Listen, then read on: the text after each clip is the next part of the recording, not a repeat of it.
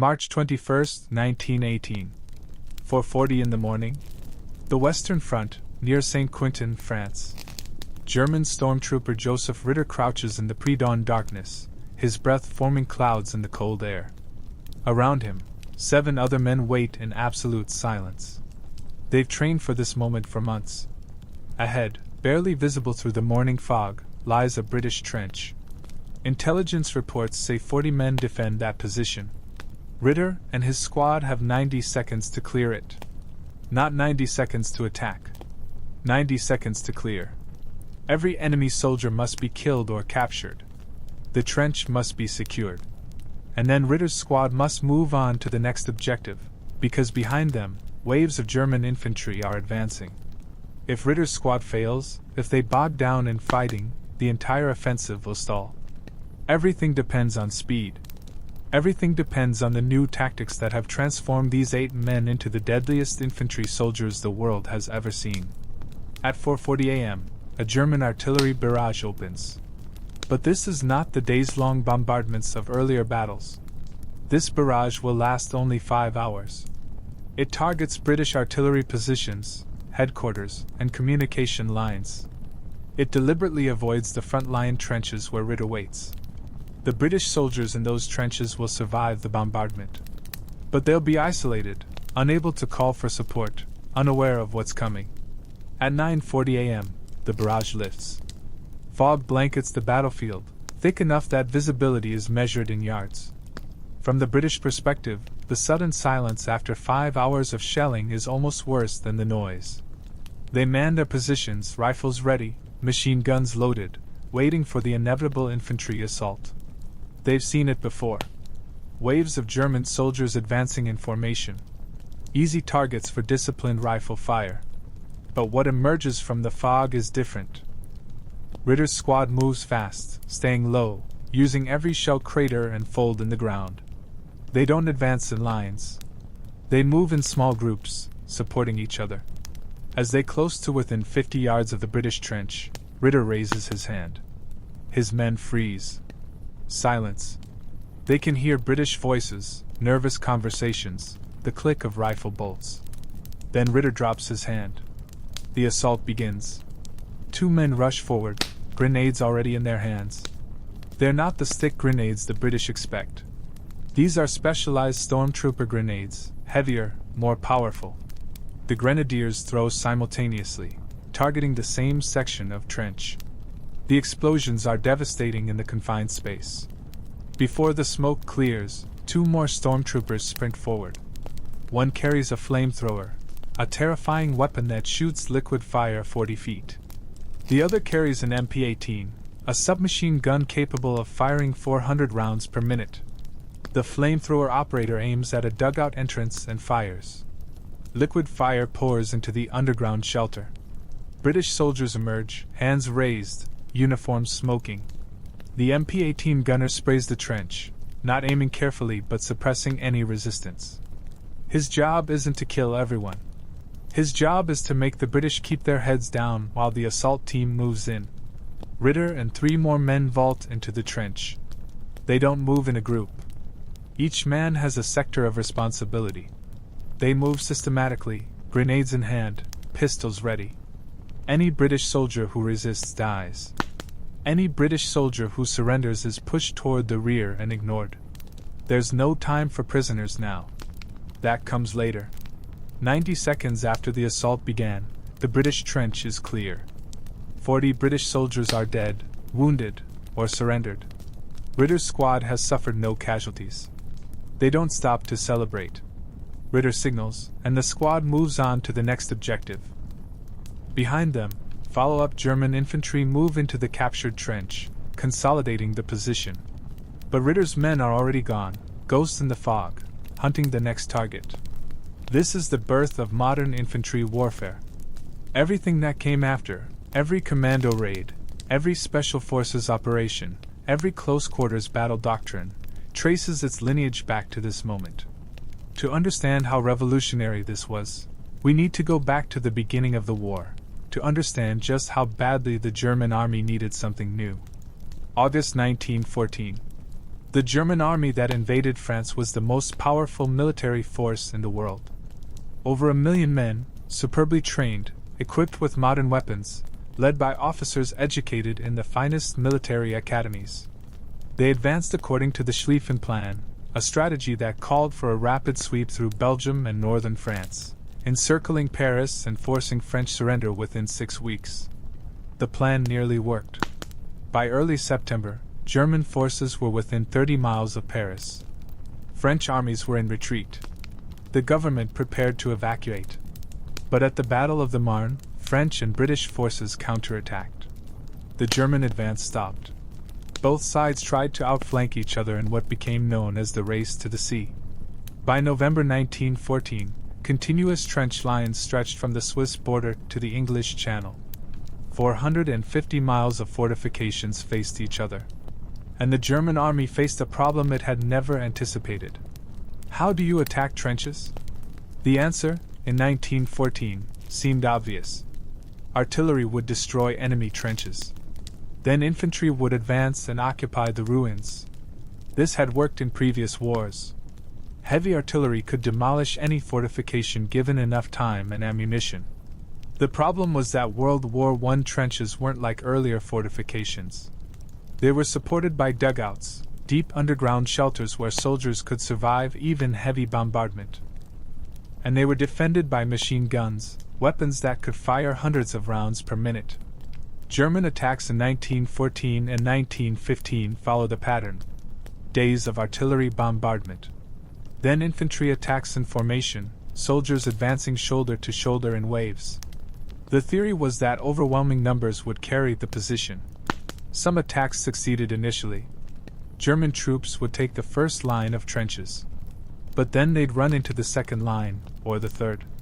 British and French defenders, having survived the bombardment in their dugouts, would emerge with their machine guns and open fire. German casualties were horrific.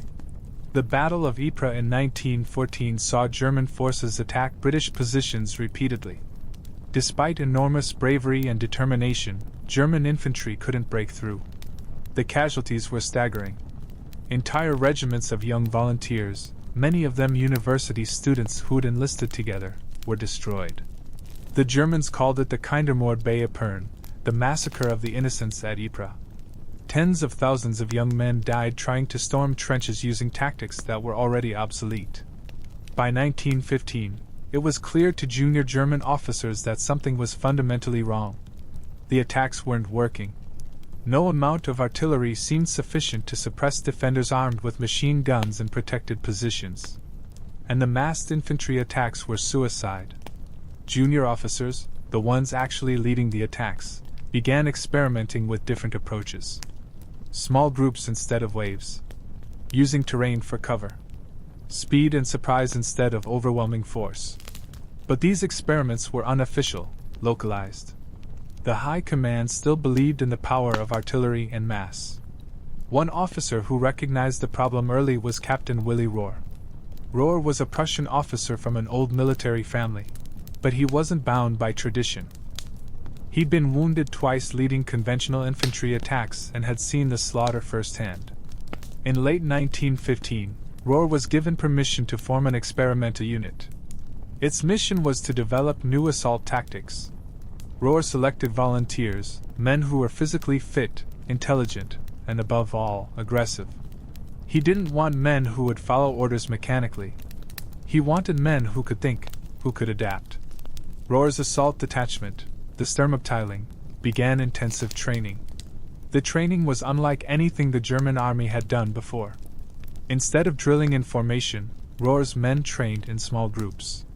They practiced moving fast across broken ground, using cover, coordinating their actions without explicit orders. Each man learned multiple roles. Today you might be a grenadier. Tomorrow you might carry the machine gun. The day after, you might be in the assault team with pistol and trench knife. Rohr also recognized that conventional weapons weren't sufficient for the kind of fighting he envisioned. The standard German rifle was a bolt-action Gur 98. It was accurate and reliable, but slow. In the confines of a trench, you didn't have time to work the bolt between shots. so Rohr equipped his men with pistols, often multiple pistols. A stormtrooper might carry 3 or 4 pistols, loaded and ready.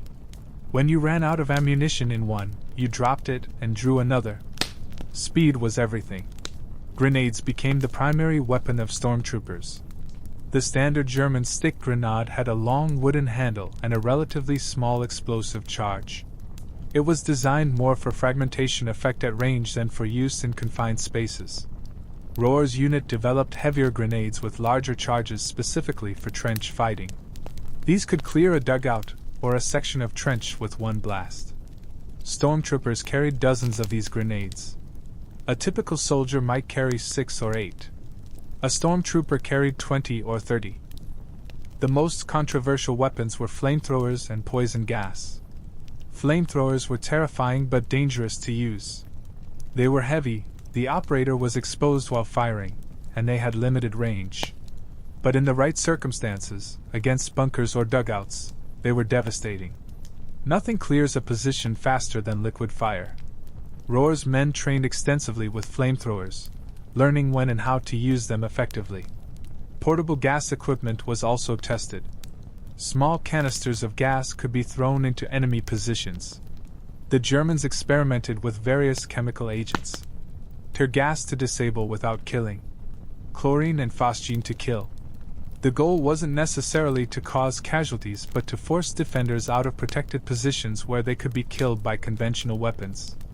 But the real innovation wasn't the weapons. It was the tactics. Rohr developed what he called infiltration tactics, though they'd later be known as Stormtrooper tactics or Hutier tactics after General Oskar von Hutier, who employed them on a large scale. The concept was simple but revolutionary. Instead of attacking the enemy's strongest points, bypass them. Hit the weak spots. Penetrate deep into enemy positions. Cause chaos and confusion. Let follow-up forces deal with the strong points. This required a complete rethinking of infantry organization and command. In traditional tactics, junior officers controlled their men tightly, ensuring they maintained formation and followed orders precisely. In Stormtrooper tactics, junior officers and even individual soldiers were given missions and expected to accomplish them using their own judgment. It was mission-type tactics, Auftragstaktik in German. You were told what to accomplish, not how to accomplish it. Training emphasized initiative and independence. Squads practiced attacking objectives with minimal supervision. They learned to coordinate through simple hand signals and verbal commands rather than written orders. They trained at night, in fog and smoke, learning to operate when they couldn't see more than a few yards. The goal was to create soldiers who could function in the chaos of battle without constant direction. By early 1916, Rohr's assault detachment was ready to be tested in combat. The first large-scale use came at Verdun. Verdun was a meat grinder, a battle where hundreds of thousands of men died fighting over a few square miles. German High Command hoped Rohr's tactics might break the stalemate. Rohr's stormtroopers attacked French positions repeatedly throughout 1916. The results were mixed but promising. When stormtrooper tactics were employed correctly, French positions fell rapidly with relatively low German casualties. When conventional tactics were used, the attacks stalled as usual. The problem was that most German officers didn't understand the new tactics. They'd spent their entire careers learning and teaching conventional warfare. The idea of bypassing strong points seemed like cowardice.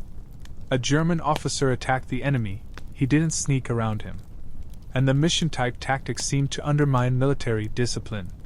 How could you maintain control if you let junior officers and enlisted men make their own decisions? But as the war dragged on, German casualties mounted, and breakthrough remained elusive. Resistance to new ideas began to crumble. In August 1916, General Erich Ludendorff became first Quartermaster General, effectively commanding the German army. Ludendorff was a military modernizer. He recognized that the old ways weren't working.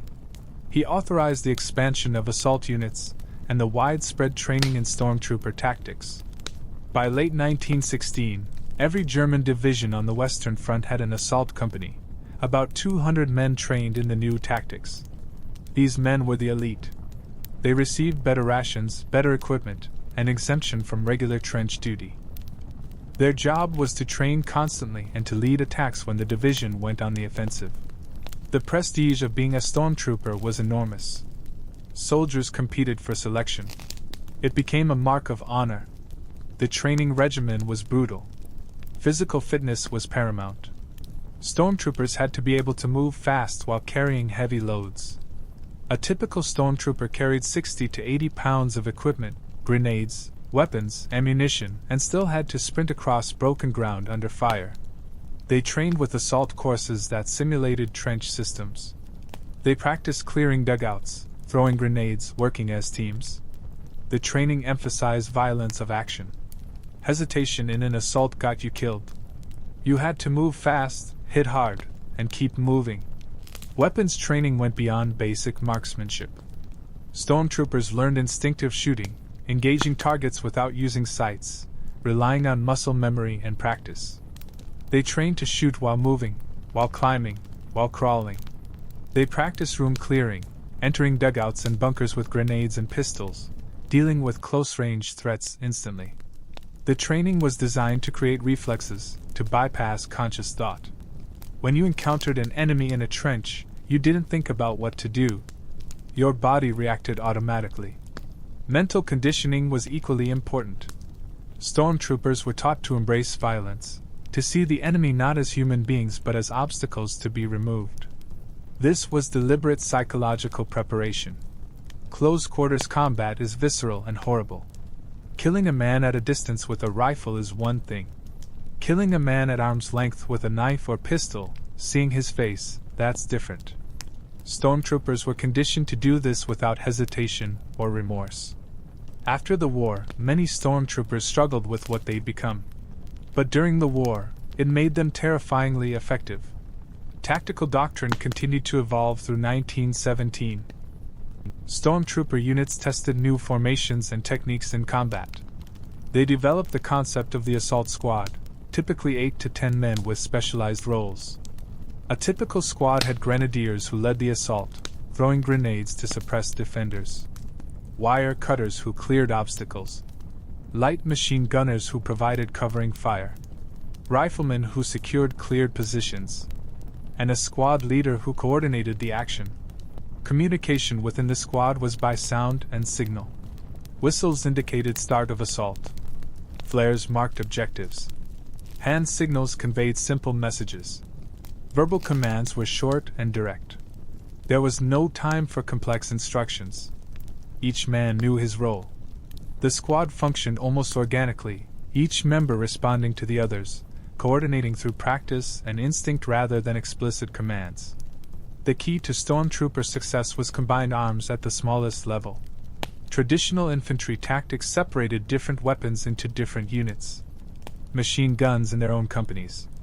Mortars in separate sections. This made coordination difficult. If infantry needed machine gun support, they had to request it through channels, wait for authorization, wait for the machine gun unit to move into position. By the time support arrived, the moment might have passed. Stormtrooper squads integrated different weapons at squad level. The light machine gun, the Maskeningewehre August 15th, was organic to the squad. When the squad needed covering fire, the machine gunner provided it immediately. Grenadiers were part of the squad. Flamethrowers, when used, were part of the squad. Everything needed to take an objective was contained within the squad. This gave stormtroopers enormous tactical flexibility. Another innovation was the concept of bypassing strong points. Traditional tactics said you attacked the enemy wherever you found him. If you encountered a bunker, you assaulted it. Stormtroopers were taught to bypass strong resistance. If a bunker was holding up your advance, go around it. Let the follow-up troops deal with it. Your job was to penetrate deep, to reach vulnerable rear areas, headquarters, artillery positions, supply dumps. Cause chaos. Make the enemy panic. Strong points could be reduced later. This required a psychological shift. Soldiers are trained to fight when they encounter the enemy. Bypassing enemy positions felt wrong, like running away. Stormtroopers had to override that instinct. They had to trust that follow-up forces would handle the bypassed positions. And they had to maintain momentum even when moving through enemy-held territory with hostile forces on their flanks and rear. It required exceptional discipline and confidence. The effectiveness of stormtrooper tactics was proven repeatedly in 1917. At the Battle of Caporetto in Italy, German and Austrian forces using infiltration tactics broke through Italian lines and advanced nearly 70 miles in 2 weeks. Over 300,000 Italian soldiers were captured. The Italian army nearly collapsed. At the Battle of Cambrai, German counterattacks using stormtrooper tactics retook much of the ground lost to British tank attacks. In both cases, small groups of highly trained assault troops achieved what massed conventional attacks had failed to accomplish. By early 1918, the German High Command decided to stake everything on one massive offensive. The spring offensive, Operation Michael, would use stormtrooper tactics on an unprecedented scale. Ludendorff believed that a breakthrough was possible if Germany attacked before American forces arrived in France in strength. The window of opportunity was narrow.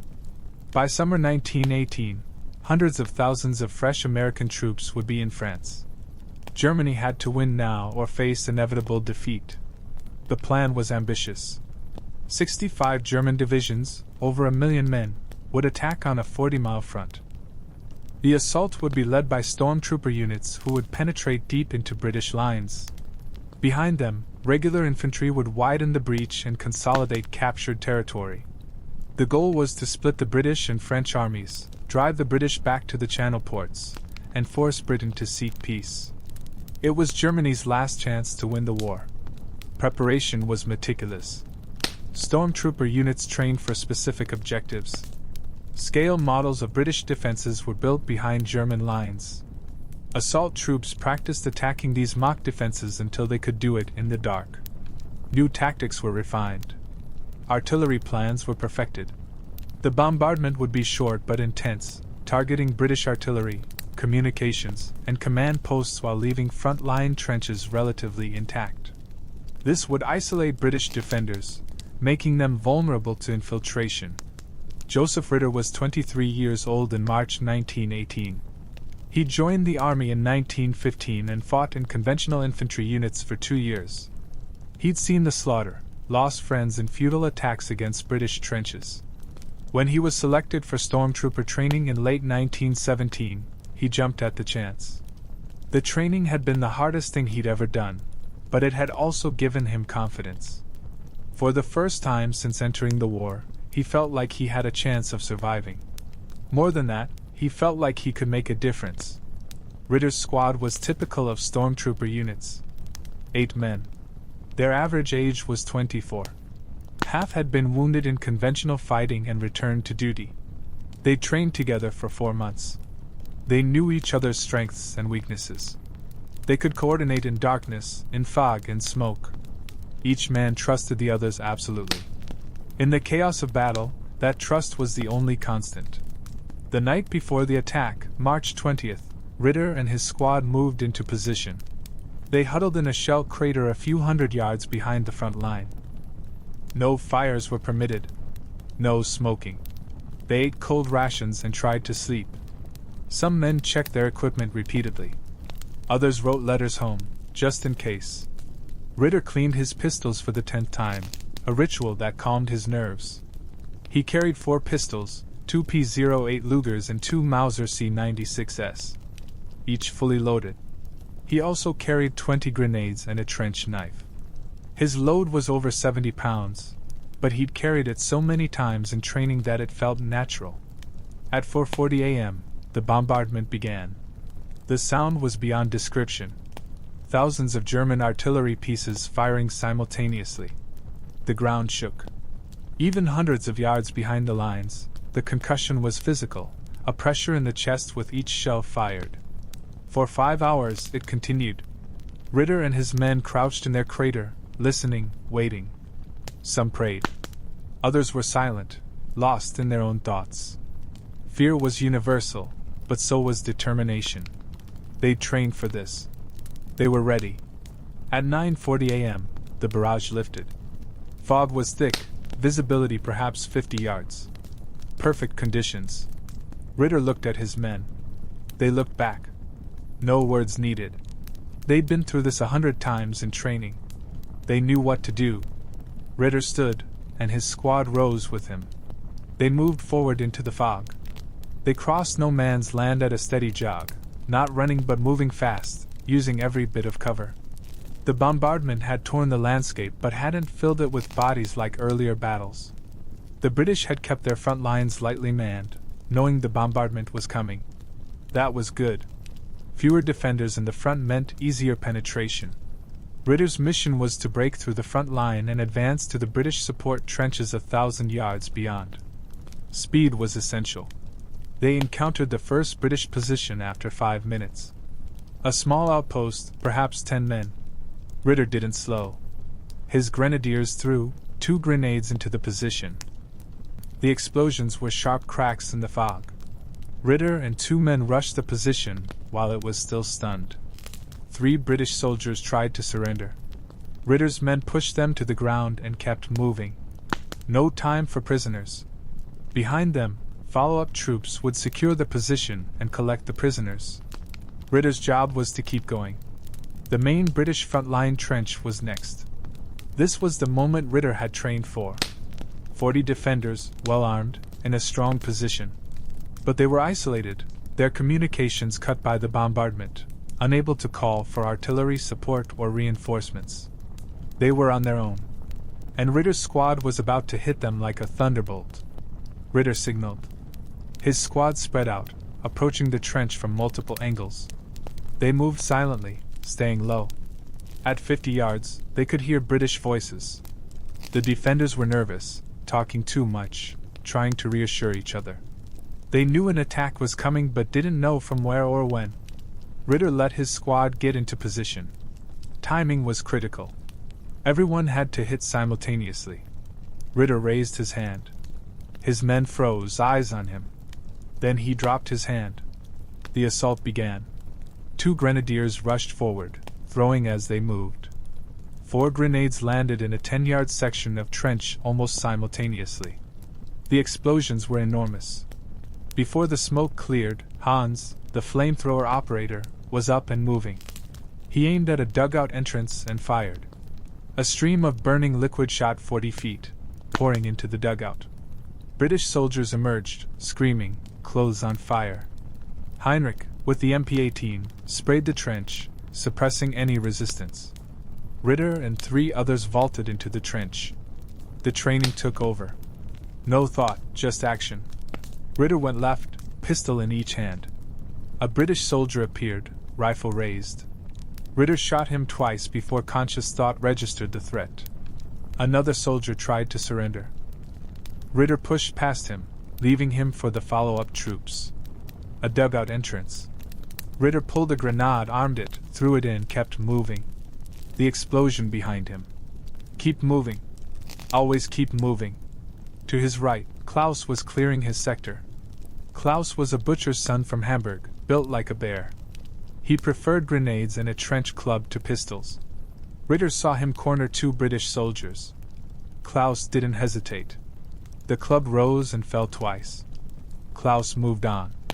To his left, Otto worked methodically, pistol shots regular as a metronome.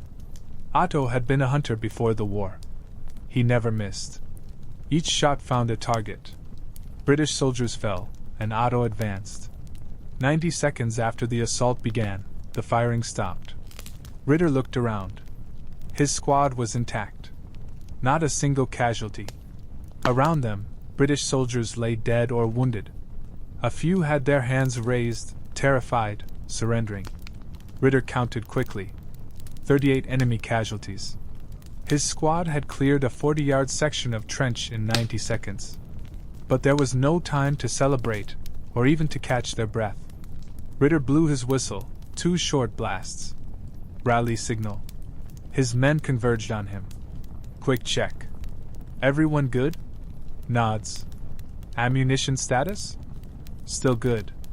Ritter pointed deeper into British territory. The support trenches were their next objective.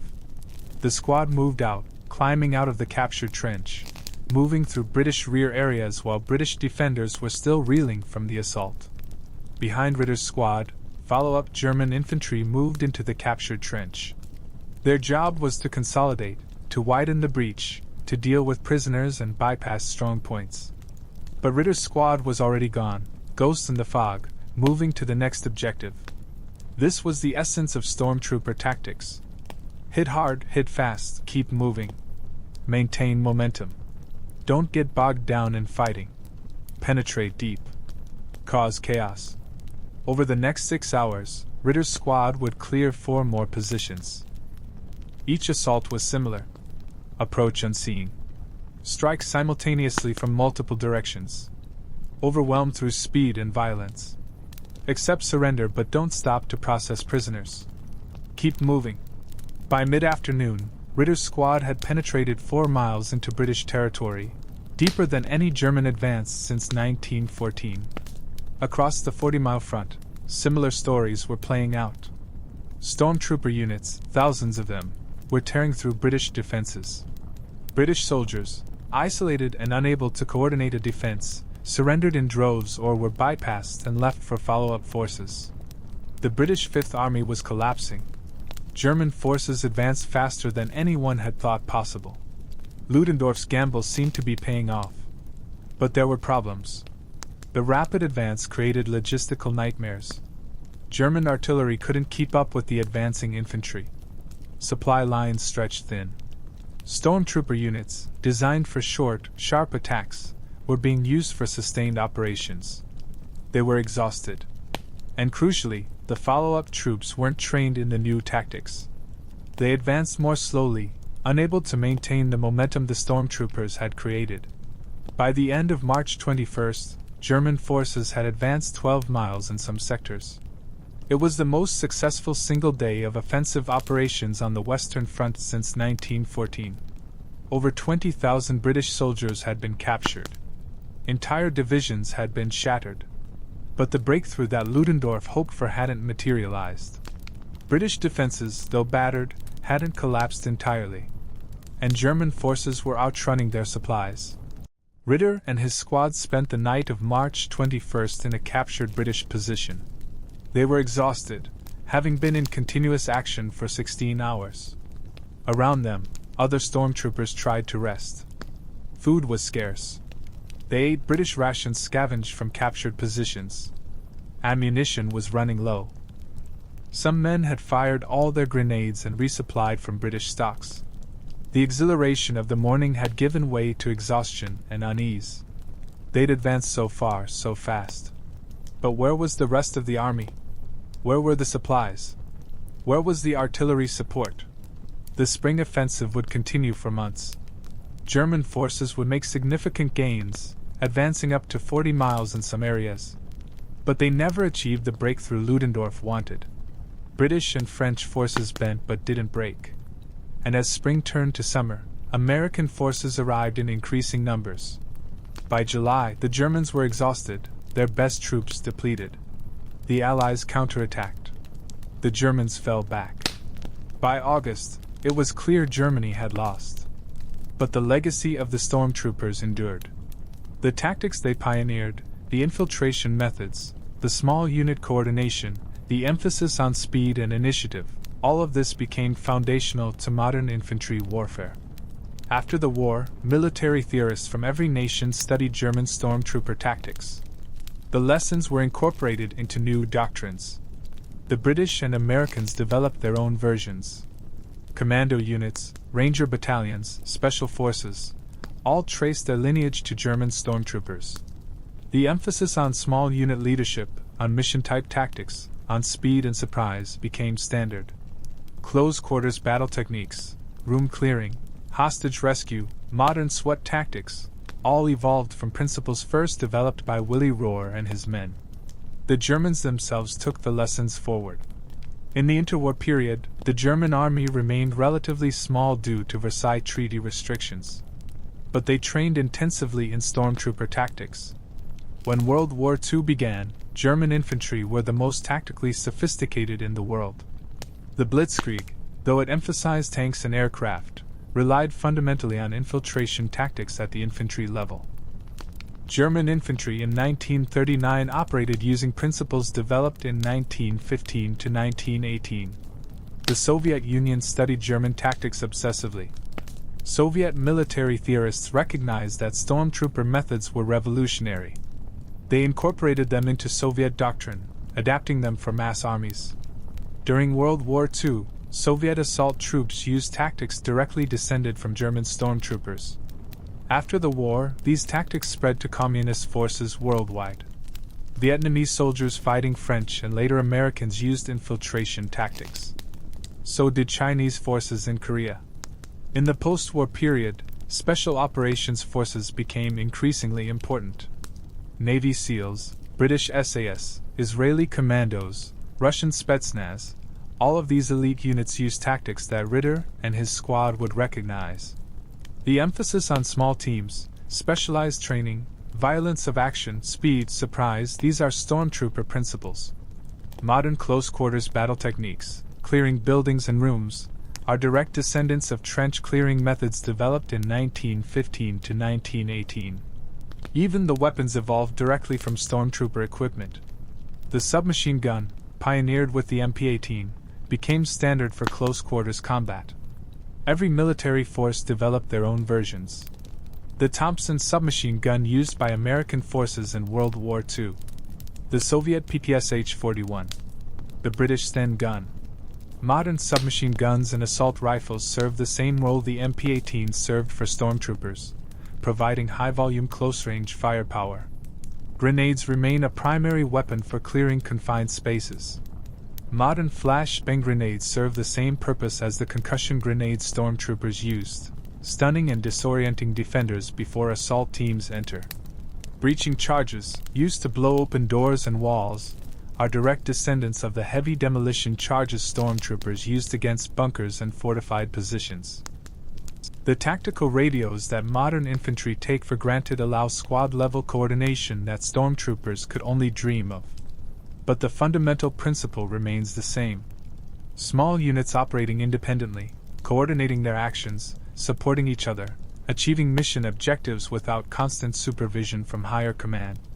This is mission-type tactics, Auftragstaktik, the German concept that Rohr's stormtroopers proved in combat. Joseph Ritter survived the spring offensive. His squad didn't. By June 1918, only 3 of the original 8 men were still alive and unwounded. Klaus had been killed by British artillery on March 24. Otto was wounded by a sniper on April 2 and evacuated. 2 others were killed in subsequent actions. Replacements arrived, but they weren't the same. The tight-knit unit that had trained together for months was gone. Ritter himself was wounded in July and spent the rest of the war in hospital. Germany surrendered in November while he was still recovering. After the war, Ritter returned to his home in Bavaria. He married, had children, worked as a mechanic. He rarely spoke of the war. When people asked what he'd done, he'd say he'd been a soldier. That was all.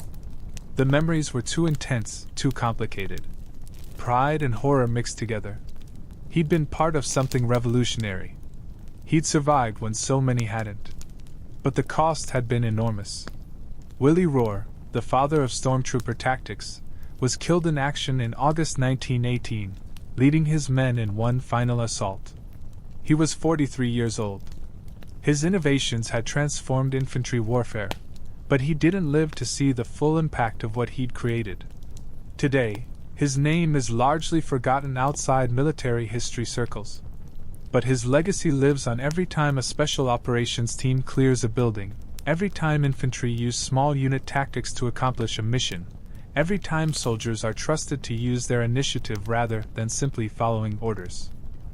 The stormtroopers themselves became controversial after the war. The term Sturmbataillon was later used by Nazi paramilitaries, the SA, brown shirts who terrorized Germany in the 1920s and early 1930s. This association has tainted the historical stormtroopers, making it difficult to discuss their tactical innovations without addressing the political nightmare that followed. Many original stormtroopers joined right-wing paramilitary groups after the war, unable to adjust to civilian life, addicted to the violence and camaraderie they'd experienced. But we should separate the tactical innovations from the political consequences. The tactics themselves were neither good nor evil. They were simply effective. Small unit tactics, infiltration methods, mission-type command, these are tools. They can be used for good or ill depending on who wields them and for what purpose. Modern democratic militaries use these tactics to accomplish legitimate military objectives while attempting to minimize casualties and follow rules of war. That's the legacy worth preserving.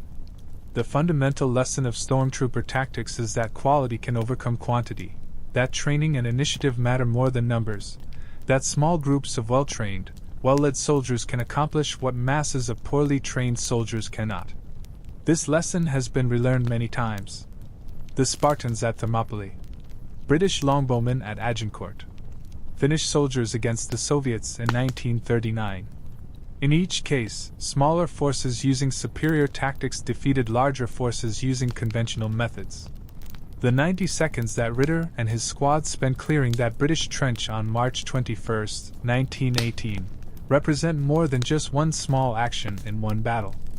They represent the culmination of years of tactical evolution, the birth of modern infantry combat, and the transition from industrial-age warfare to what would become 20th-century military doctrine.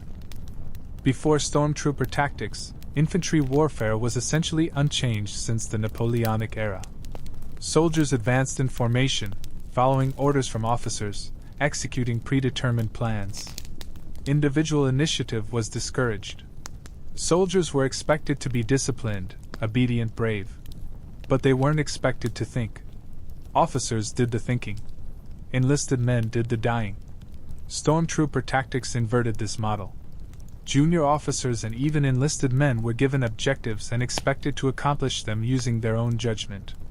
This required a different kind of soldier. Not just brave and disciplined, but intelligent, adaptable, capable of functioning independently.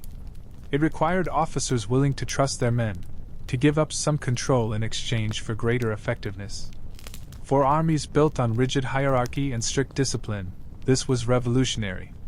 The German army of 1918 was still fundamentally a traditional military organization.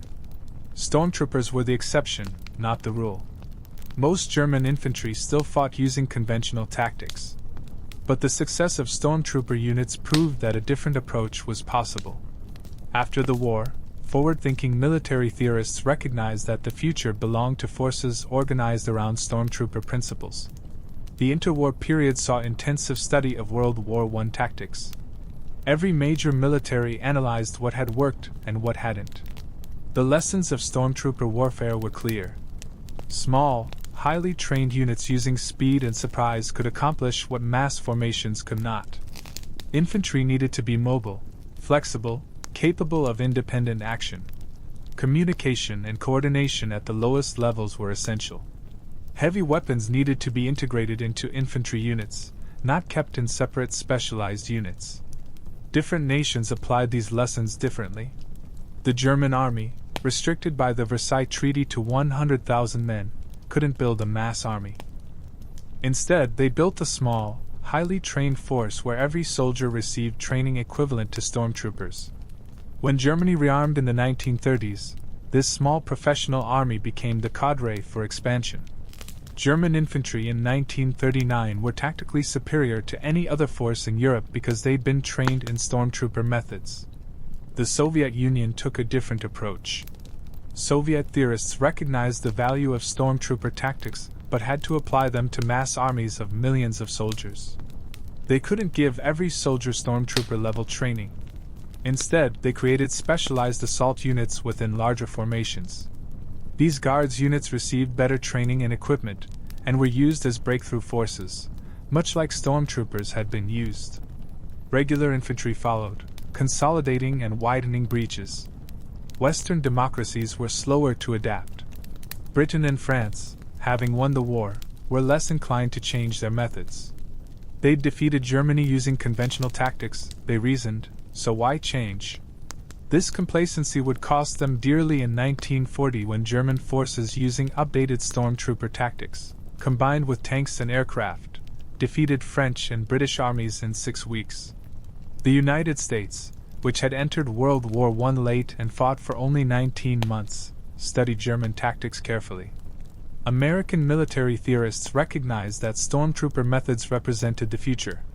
Between the wars, the U.S. Army developed Ranger and Commando units based on stormtrooper principles. During World War II, American infantry increasingly adopted small unit tactics. By 1944, American infantry were using fire and maneuver techniques, squad-level coordination, and mission-type tactics that would have been familiar to Willy Rohr. The Second World War validated stormtrooper principles on a massive scale. Every successful infantry operation, from Stalingrad to Normandy to Iwo Jima, used tactics descended from stormtrooper doctrine. The battles looked different, fought with different weapons across different terrain, but the underlying principles were the same.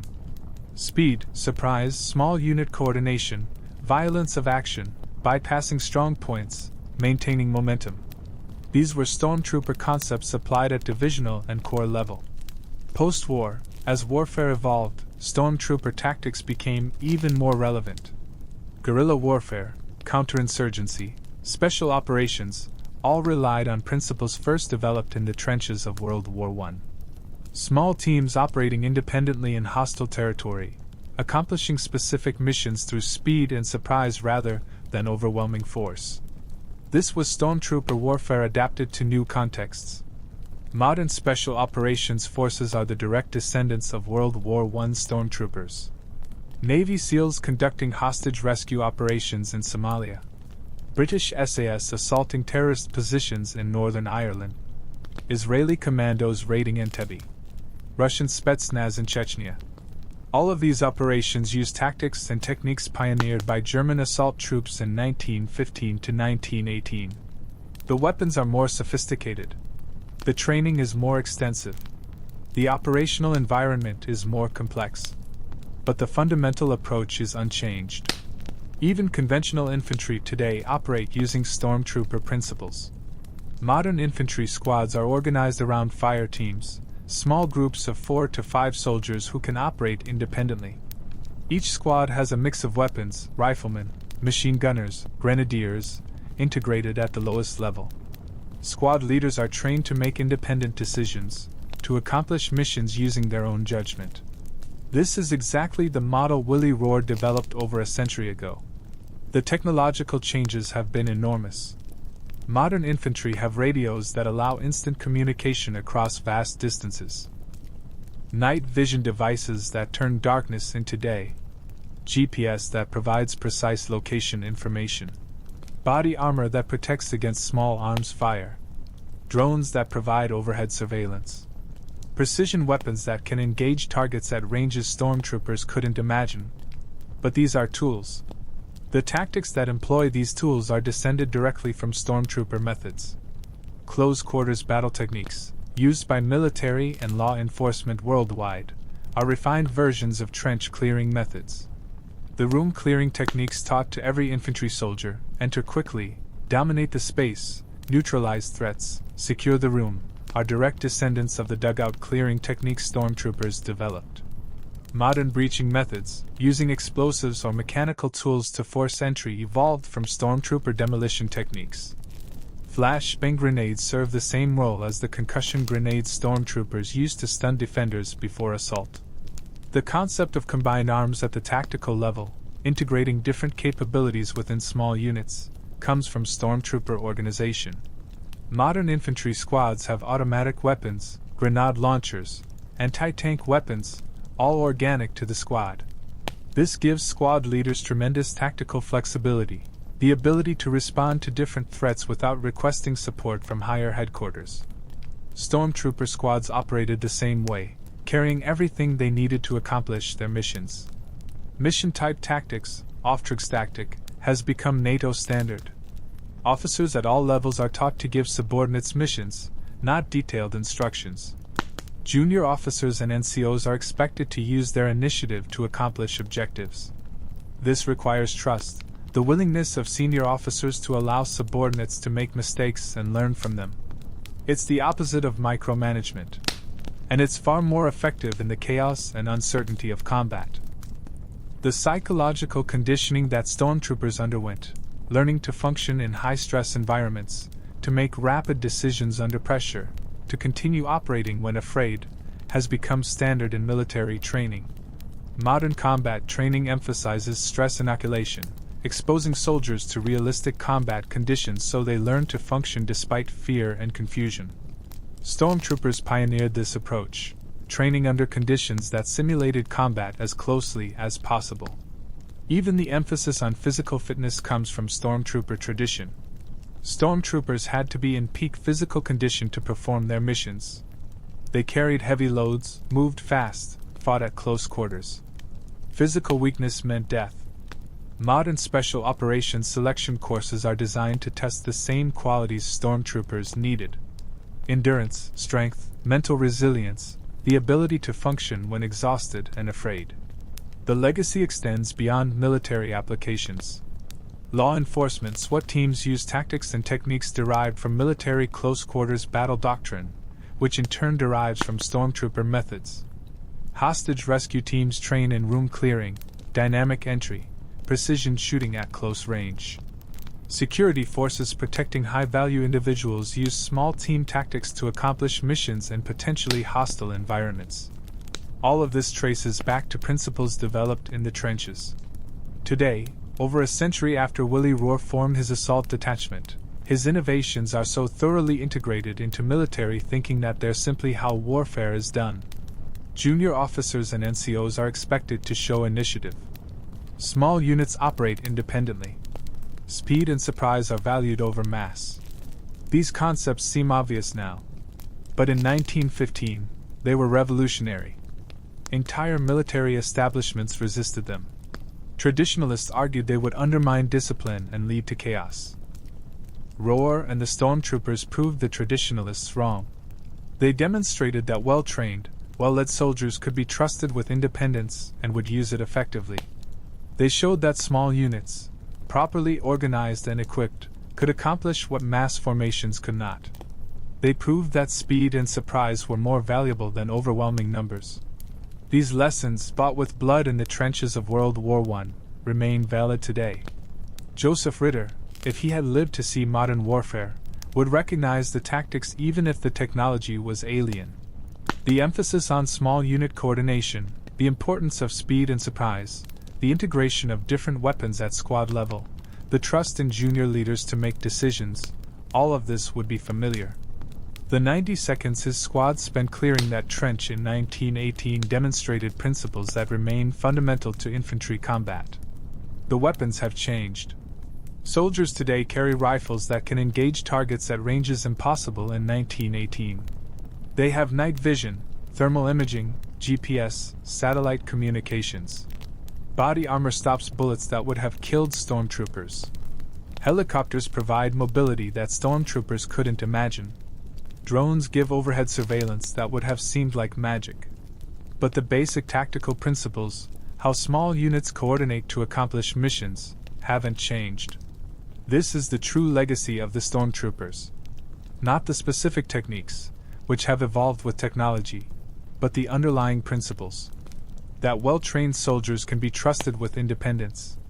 That small units are more flexible than large formations. That speed and surprise are force multipliers.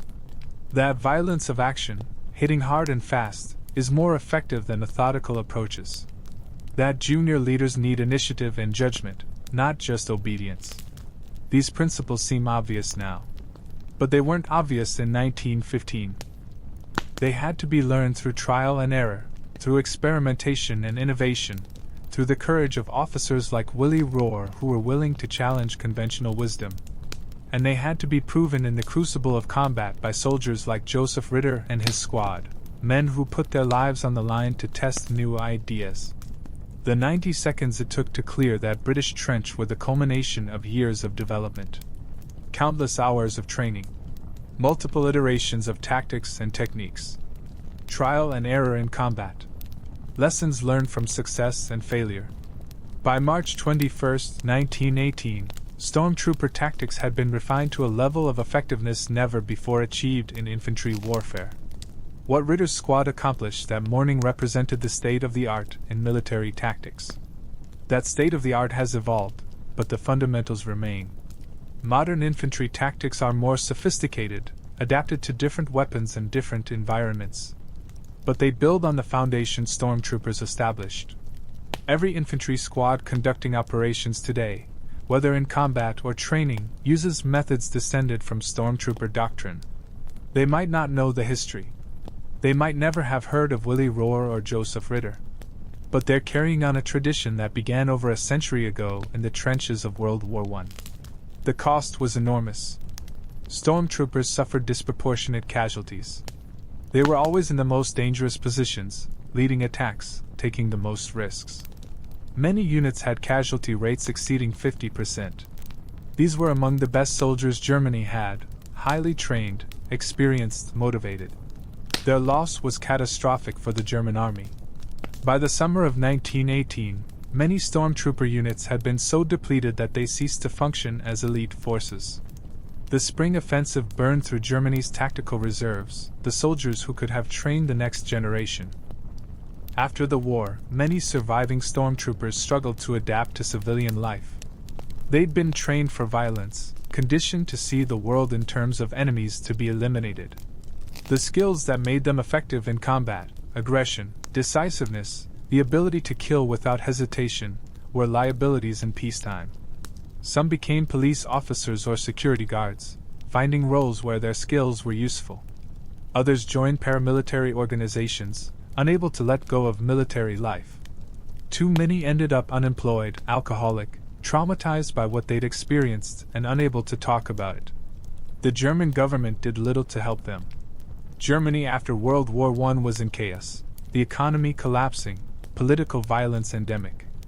Veterans, even elite veterans like stormtroopers, were largely left to fend for themselves. Some turned to extremist politics, finding in fascism and communism the camaraderie and purpose they'd lost when the war ended. The story of stormtroopers after 1918 is often tragic.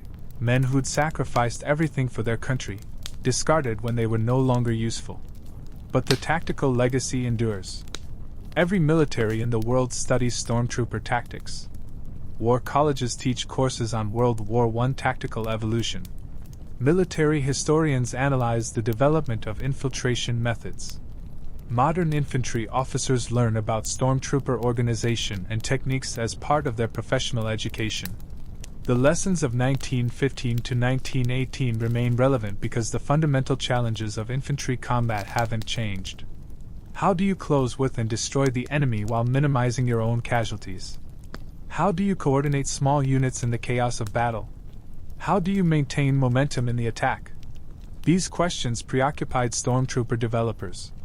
They preoccupy military thinkers today. In the end, Joseph Ritter and his squad were part of something much larger than themselves. They were soldiers doing their duty, following orders, trying to survive. But they were also pioneers, testing tactics that would transform warfare. Those 90 seconds in March 1918 were a hinge point in military history. After stormtrooper tactics proved their worth, infantry warfare could never return to the old ways. The mass formations, the rigid discipline, the top-down control, these belong to the past.